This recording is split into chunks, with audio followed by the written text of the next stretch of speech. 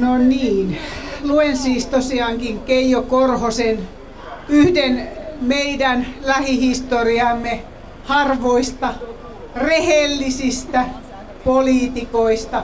Tervehdyksen sieltä Rapakon takaa Arizonasta. Hän lähettää meille tällaisen tervehdyksen.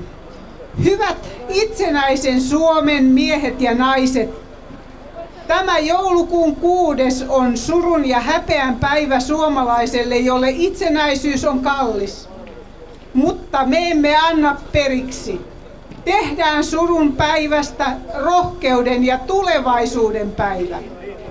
Viisauden alku on tosiasioiden tunnustaminen, opetti viisas J.K. Paasikivi. Tosiasia on se, että Suomi ei Euroopan unionissa ja eurorahajärjestelmän alaisena ole itsenäinen valtio. Itsenäisyyden menettämisen on kiistävinään vain nyky-Suomen poliittinen, taloudellinen ja hallinnollinen eliitti. Riekkuessaan joulukuun 6. taas kerran itsenäisyyden haudalla Suomen johto uskottelee juhlivansa itsenäisyyttä. Voiko rivompaa asetelmaa kuvitella? Suomen johtajat ovat luopuneet ilman pakkoa, perustuslaimme vastaisesti, kansansa pettäen ja kansalle valehdellen Suomen kansan kalleimmasta perinnöstä. Heitä ei johdata maan ja kansan etu, vaan itse luomansa ahneuden, pelkuruuden ja typeryyden epäpyhä kolminaisuus.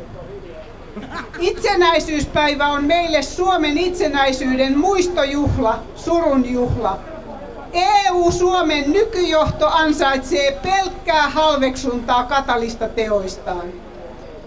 Johtajamme jankuttavat vuodesta toiseen, että omasta päätösvallasta luopuminen on ollut välttämätöntä, että meistä on tultava eurooppalaisia, että Suomen pitää luottaa Länsi-Euroopan suurten maiden hyvään tahtoon, uskoa kansainvälisen ja eurooppalaisen suurkapitalismin mahtiin ja alistua Brysselin byrokraattien viisauteen.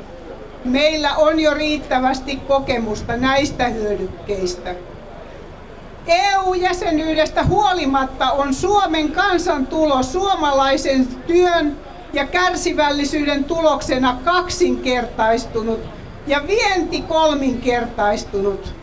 Samaan aikaan kuitenkin tuloerot ovat kasvaneet, köyhyys lisääntynyt pelottavasti, lapsiperheiden ja vanhusten toimeentuloa on raasti kavennettu.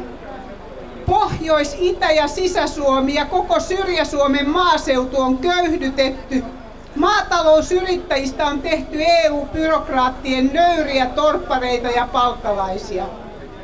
Suomalaisen työn, säästäväisyyden, yritteliäisyyden ja uudistusten tulokset, samoin kuin luonnonvarojen ja energian tuotto, virtaavat ulkomaille.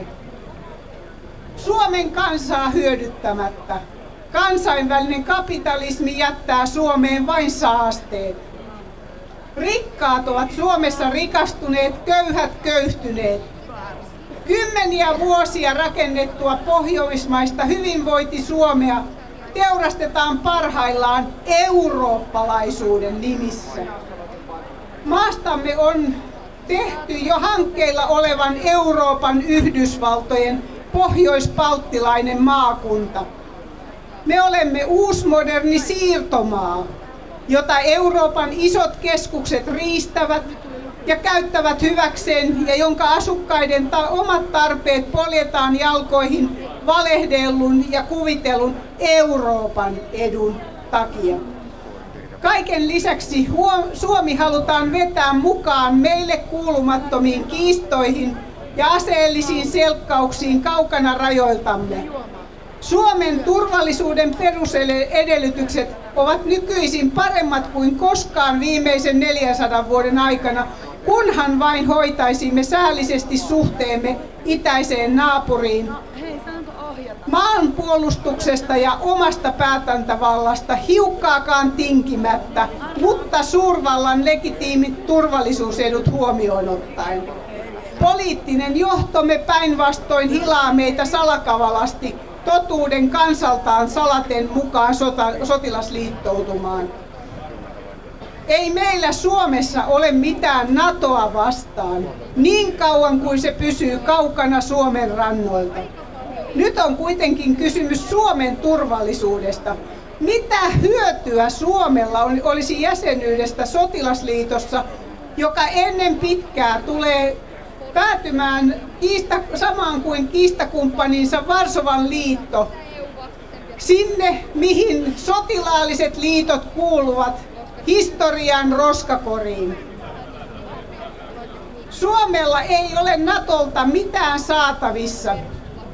Sen sijaan tärkein eli rauha ja turvallisuus menetettävissä.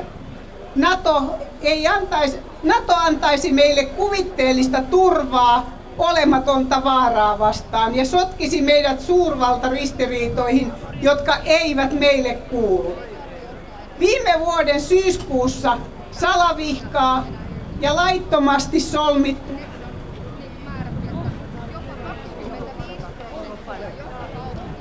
sotilaallinen yhteistoimintasopimus Pohjois-Atlantin liiton kanssa tekee Suomesta NATOn suurten jäsenmaiden edun niin vaatiessa raunioituneen taistelukentän, vaarantaen pahimmassa tilanteessa kymmenien tuhansien suomalaisten hengen ja terveyden.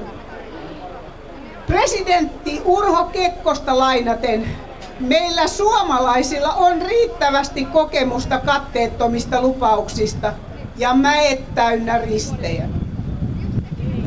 Kansa, joka ei ole mitään oppinut historiasta, joutuu elämään sen uudestaan.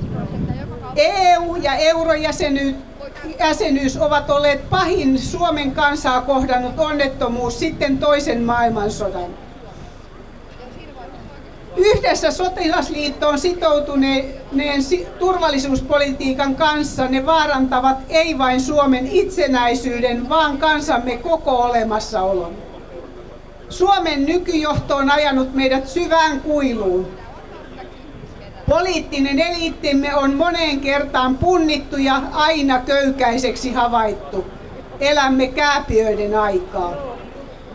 Pitääkö meidän todella seurata tällaisia johtajia ja valita heidät uudelleen vaaleista toisiin? Suomen on irtaannuttava ensin eurosta, sitten Euroopan unionin jäsenyydestä. Suomen on löydettävä uusi tie.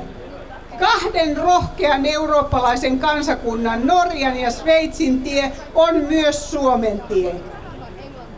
Ikeen viskaaminen pois Suomen hartioilta edellyttää perusteellisia muutoksia kaikkien eduskuntapuolueiden johtoportaissa. Se kenties vaatii syvälle käyviä muutoksia ajastaan jälkeen jääneessä yli 100-vuotiaassa puoluejärjestelmässä. Vanhan sanonnan mukaan mikään ei muutu ennen kuin kaikki muuttuu. Synkkä pimeys peittää nyt Suomen itsenäisyyden haudan, mutta pimeyden keskelläkin me toivomme ja uskomme. Meiltä ei voida koskaan riistää itsenäistä Suomea. Itsenäisyys asuu arkipäiväisessä työssämme ja meidän sydämissämme. Suomen kohtalo on meidän suomalaisten käsissä, kun vain tahtoa ja rohkeutta riittää. Hyvät isänmaan ystävät, Suomi on suomalaisten maa itsenäisten isänmaiden Euroopassa.